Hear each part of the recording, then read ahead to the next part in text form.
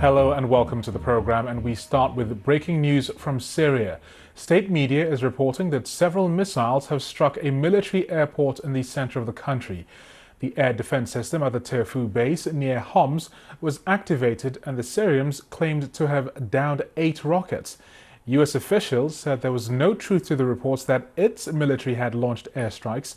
Syrian state media said that there were casualties, but exact numbers weren't given.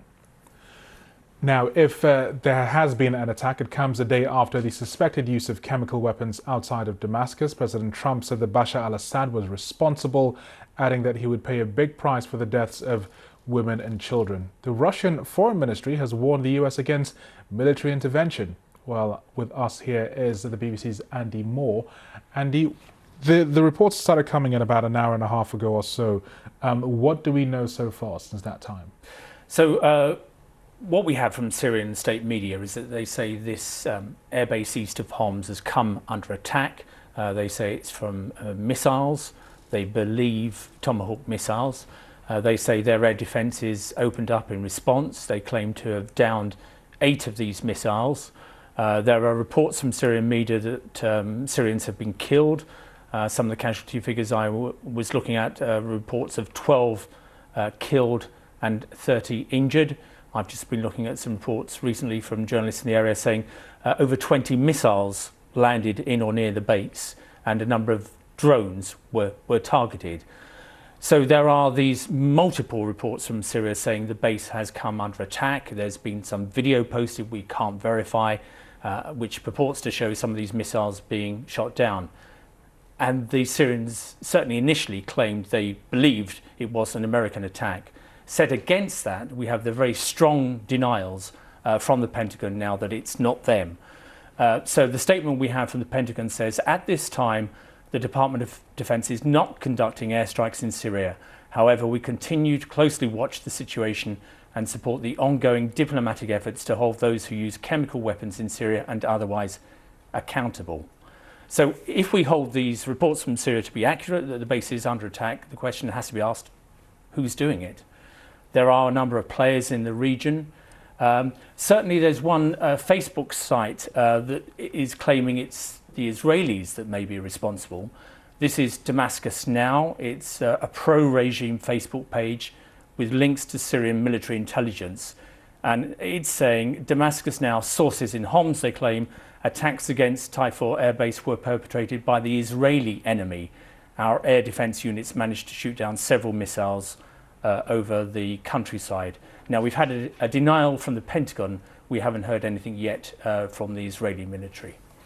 And at the very beginning, we had almost equivocal denials from the United States. We weren't quite sure whether they said it was them who did it or whether it wasn't them who did it. But now they're pretty much saying it's not us. That's right. I mean, initially, the response we had from the Pentagon to the BBC was we can't confirm anything. But this is an on-the-record statement saying at this time, you could say there may be some wiggle room there. They could be economical with that. But on the face of it, it seems a pretty strenuous denial that it's not American missiles. Now, the Israelis, I talked about them as possibly being held responsible by some in Syria. Do they have Tomahawk missiles? My understanding is no, they don't. But they do have missiles that are very similar. Okay, thank you very much for staying with us, Andy. Let's turn now to retired Lieutenant Colonel Daniel Davis, who is a senior fellow at Defense Priorities. He joins us now from Washington. Thank you very much for joining us. Who is doing this if the Americans are not doing it? Well, that's certainly the big question that everybody wants to know tonight. But I do think even aside from the denials, I think it's pretty clear that it's not the United States, because you may recall that in April of 2017, when we did launch an attack against a different air base there were, I believe the number was 58 cruise missiles that were used in that attack. President Trump has been on record in the last couple of days as saying that if we do anything this time, it's going to be a much bigger attack. So the idea that it would be a smaller attack doesn't seem very likely. And plus, President Trump wouldn't not claim credit for something if he had done that. Now, that leaves the question then who was it? President Marcone has also been on record recently as saying that if it's just confirmed that this chemical attack was used by Syria, then he might use some attacks. And then, of course, as your correspondent there, Andy, just said, there's a very real possibility it could be Israel, who actually attacked this same base back in February when there was an incursion of their airspace by a drone. If this, as you say, it's not quite clear. I mean, it's probably the United States is saying that it's not the one carrying out this attack. But if another country had carried out this attack, say, for example, France, because we know that President Macron and President Trump had a call not too long ago, would they inform the United States to say, this is what we're doing and this is what's going to happen? I can't imagine they wouldn't. I feel very confident that they would coordinate that very closely. I don't know why they would choose to do something like that we would potentially want to participate in without telling us. So I would guess that that's what we'll find out. That's France, which is an ally, and I suppose to a certain extent Turkey and Israel, two of the other big players in the region, are also allies. Would they as well tell the United States what they were doing? Israel, I would say like 90% yes. Won't give a whole 100% that because Israel is a very independent player. But I can't imagine that Turkey would have taken the risk of doing something like this because they think that there's too many other possibilities that someone else would do it. And so I don't think they would want to stick their neck out there and potentially get some response from Damascus. So I doubt that it was Turkey. So I would say that the leading two candidates right now are Israel and France. Okay, Lieutenant Colonel Davis, what is the military rationale for attacking a military base in a place like Homs, for example? Well, I'll tell you, it's to send a message. It's to try to maybe knock out some anti-aircraft capabilities before they might try to do something larger. I don't know, but I really do caution a lot of caution on this because we have to be very careful with what happens next because Russia has been very emphatic that that they do not want the United States to use this as what they claim is fake news about the Damascus being responsible for the chemical attack. And what the worst thing in the world for the United States and our Western allies would be to expand what has been a contained civil war and then possibly have a clash between the United States and Russia, or to have it expand beyond those borders. And that would be a disaster. And so we have to be very careful that we don't overreact to whatever happens, however heinous and horrible and vicious. Whoever used those chemical weapons, deserves the strongest condemnation. And if it turned out to be Assad, then he deserves that as well. But in response to what he has done, we can't risk expanding this war because then that works against everybody's interests. Okay, that's retired Lieutenant Colonel Daniel Davis, who's a senior fellow at Defense Priorities. Well, Andy Moore, our correspondent, is still here with us.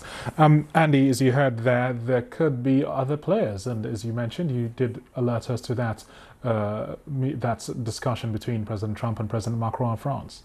Yes, they issued a joint statement, just about the same time as this raid was going on, saying that they had spoken on the phone, that they were committed to a joint forceful action, I think the phrase was, without being specific. And it was apparently a strong joint response, they said they would coordinate. So that was the phrase that was used.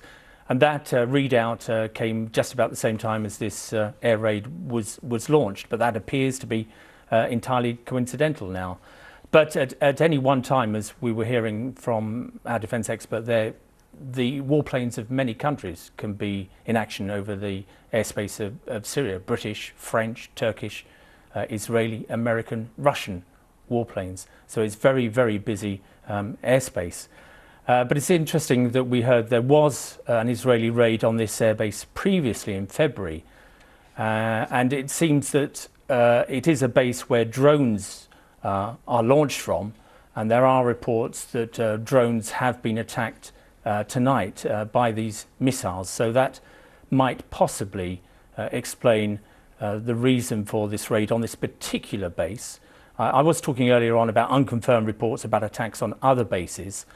None of those have been substantiated. So as far as we're aware at the moment, it seems to be a single targeted attack on this particular airbase. Okay, thank you very much. That's the BBC's Andy Moore with the very latest here. Now let's speak to Bassam Rifai, who is Executive Committee Board Member for the Syrian American Council. Thank you very much for joining us, Bassam. Would this attack on a Syrian military airfield or airbase be a proportionate response, in your view, to the chemical weapons attack allegedly carried out by the Assad regime? Well, thank you for having me on. I don't believe that one attack is going to do it. I mean, we saw in the Khan Sheikhoun attack, it was very strong and decisive action by the Trump administration to down some of Assad's planes. But what's really needed is to down all of the Air Force. Contrary to what the lieutenant had said, saying that this is going to create a situation that's broader, that's outside of the borders. What it has created is it's a global impact at this point. It has already reached beyond the borders. It's given dictators all over the world the ability to open their eyes and know that they can operate with impunity if they operate within a certain realm. Just don't use certain weapons and you'll be fine. You can do what you want. Isn't caution important at this point in time? Because, for example, if it is the United States that has not carried out this attack, then it could be any one of a number of players. Let's just say, for example, as well, that it's not Israel. Then what you could have is potentially bringing in another player into what is already a very complicated situation. I mean, surely that is not what you want. No, but what we do want is we want Assad's air force to be downed. The majority of the killing has come from Assad's air force, and it has been severe attacks. This is not the first chemical weapons attack of this year. That area specifically has seen at least eight chemical weapons attacks, and we've seen thousands of people killed just in the eastern Ghouta area. In a very short time span, so it's intensifying. So to not put the necessary consequences on the Assad regime are irresponsible. How about perhaps working in concert with the Russians, for example, to try and enforce a no-fly zone where Syrian forces don't fly in the region, that kind of thing, in a kind of more diplomatic manner rather than bombing airfields? Well, I believe we have tried that before, and there have been discussions about that. During the Obama administration, the first time that Assad had used sarin gas, there was a Russian brokered deal that was supposed to take all of his chemical weapons away. That was supposed to, that was according to the Russians, that's what occurred. But that's, as we obviously see, that's not what happened in the Khan Sheikhoun attack. It was confirmed.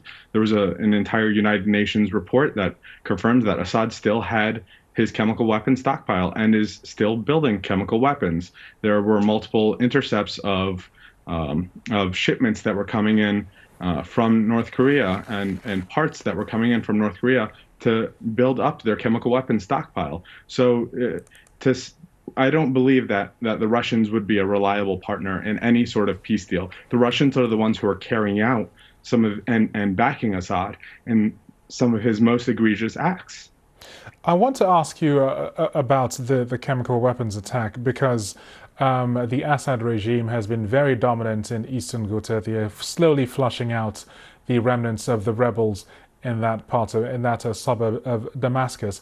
What would be the rationale of attacking the people there with chemical weapons when they're already in the ascendancy, when they're already winning the conflict in that region? Sure. Well, their main purpose is really just to create a demographic change, to remove the people who they don't want in the area and to bring in the people who they do want. So there are still people in Duma. There's 100,000 people still in Duma who are opposed to Assad, and he doesn't want them there. He wants to create this demographic change, move them all to Idlib, and get them out of this area, and let this become a pro-Assad area. And additional to that, I mean, this is coming almost exactly a year after the attacks in Khan Sheikhoun. Assad is pretty much just kind of egging President Trump on and the international community to say, hey, look what I can do. Like I said, this was not the first chemical weapons attack. This is one of the more severe ones just this year. And this one seems to have been using sarin gas because of the effects that we've seen, the foaming at the mouth, the seizures. all the medical symptoms that we've been seeing relates to sarin gas. So this is the most severe that we've seen, but it's really just the Assad regime trying to egg on President Trump based off of the previous attack in retaliation. Thank you very much. That's Bassam Rafai, who's the Executive Committee Board member for the Syrian American Council, just joining us on that breaking news story, which is the attack on the military airfield in the center of Syria, just near Homs. Now, as we mentioned, the United Nations Security Council is going to be meeting later on to discuss the alleged chemical attack in Syria. Now, this report from our Middle East correspondent Martin Patience contains some distressing images from the very beginning. This was the scene at an emergency clinic in Douma. Medics hosing down children after an alleged chemical attack. These pictures were filmed by activists on the ground. Some children were barely conscious. This baby's alive, but struggling to breathe. The medics are doing what they can, but they're overwhelmed, working in a war zone without enough medical supplies. We received many patients who suffered from symptoms compatible with exposure to chlorine gas, high concentration chlorine gas. Also, their symptoms were deteriorating in a fashion that's not compatible with pure chlorine gas exposure. And that's why our physicians are concerned about exposure to nerve gas in low concentration. President Trump denounced the alleged chemical attack. On social media, he wrote, "President Putin, Russia and Iran are responsible for backing Animal Assad. Big price to pay." All agreed and have agreed since the White House is ruling nothing out. So is it possible there will be another missile attack? Yeah, I wouldn't take anything off the table. These are horrible photos. We're looking into the attack at this point. The State Department put out a statement last night, and the President's senior national security cabinet have been talking with him and with each other all throughout the evening and this morning, and myself included. Back in Syria, government troops have surrounded Douma. It's the last rebel-held town in eastern Ghouta. Both Damascus and its ally Russia describe claims of a chemical attack as fabrication. And they're prepared to take Douma at any cost. This footage was shot by Syria's civil defense, known as the White Helmets. Here, they run into the aftermath of an airstrike. They found an injured man. While the politicians talk, this is the reality in Douma. Martin Patience, BBC News, Beirut. Well, earlier, the evacuation of fighters from Douma got underway. On Sunday evening, a deal was reached between the Russian military and the rebels to allow them to leave the city. Douma is the last rebel-held town in eastern Ghouta. Reports say that 100 buses started ferrying out some 8,000 Jaish al-Islam fighters and 40,000 of their family members. The buses head for opposition-held areas in the north of the country. State television has also shown people held by the rebels, in some cases for years, now released and arriving at an army checkpoint to be greeted by their families.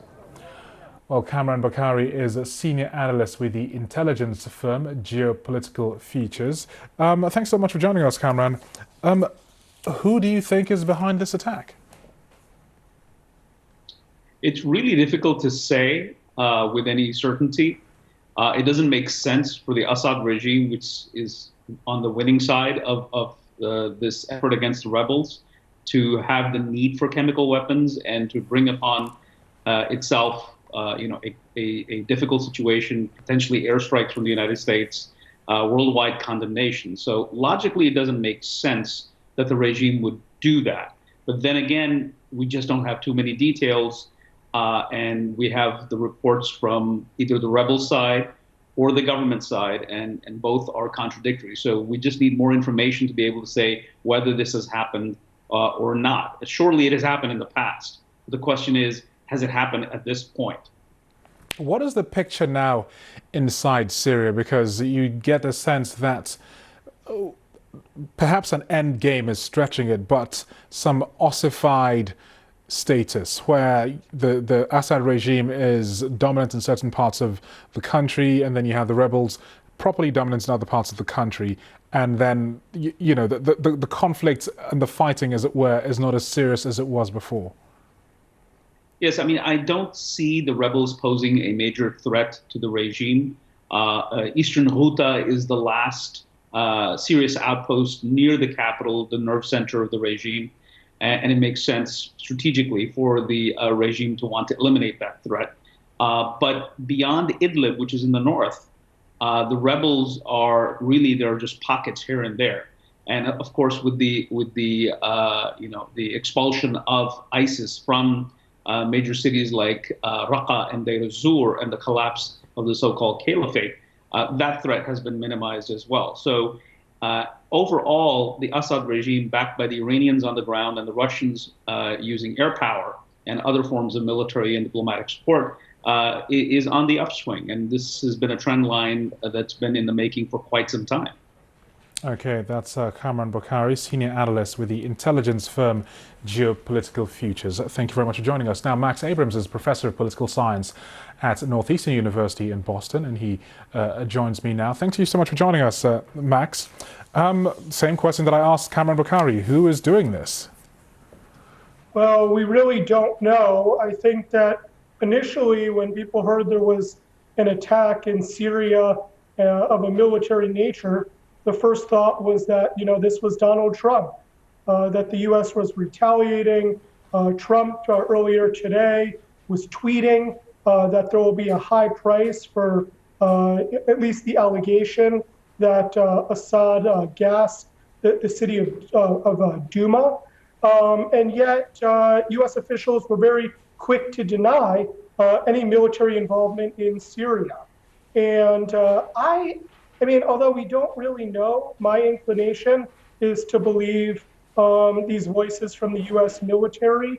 And so if I were to venture a guess right now, I'd say most likely it's the Israeli Air Force, because Israel, unlike the United States, has gone into Syria previously, particularly this exact target, the T4 airbase. I believe Israel has struck previously. In any event, Israel has flown many sorties into Syria in a clandestine fashion and not claimed credit for them, if at all, or sometimes later. And there are plenty of reasons for why Israel would attack Syria due to the growing concerns with Iran as retaliation for incursions over the border. And so it's either the U.S. or Israel, and in my opinion, it's probably most likely Israel. Okay, just to kind of throw something else into the mix. If it's not Israel, could it be France? And this is just kind of extrapolating from that conversation between President Trump and Macron. That's an interesting thought. I understand the nature of the question. Macron said previously that essentially chemical weapons were a red line. And now it's widely believed that Assad has again used chemical weapons, this time in Douma. France, I believe, took the initiative in pushing forward an emergency UN meeting that's to happen tomorrow, presumably to essentially call out Syria and maybe plan some kind of a coordinated multilateral action with the US and the UK and France and a handful of other countries that seem to be co-signing and therefore on board. And so we really can't, I mean, at this point, I wouldn't rule out France either. Although, again, Israel seems like the most likely perpetrator of this attack.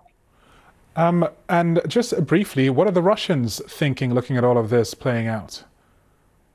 Well, I mean, Russia has a very different take on what happened in Douma in the first place. Whereas the West is convinced that Assad used chemical weapons, Russia is more likely to see it as a false flag attack, an attack actually committed by the Army of Islam in order to turn the international community against the regime and to build support for regime change. And surely the Russians don't like it when there's an infringement on what they would regard as national sovereignty. Now, some people might counter and say, well, Russia doesn't support Syrian sovereignty because they're there as well. But what Russia would say is that they're in Syria at the invitation of the Syrian government, whereas the United States is not, Israel is not, and neither is France. Okay, thank you very much. That's Max Abrahams, Professor of Political Science at Northeastern University. Our main story here is from Syria. That state media is reporting that several missiles have struck a military airport in the center of the country. The air defense system at the T4 base near Homs was activated, and the Syrians claim to have downed 8 rockets. Officials said that there was no truth, officials from the US, no truth that its military had launched the airstrikes. Hi everybody, just a quick reminder, Mox News survives solely on your tips and contributions. It's easy to make a contribution or a tip or leave a tip at moxnews.com, or there are clickable links in the text body of this video. It should take the average person, most people, probably less than 2 minutes. Thanks very much for your time and your continued support. Stay cool. One of these days this war is going to end. Till that day.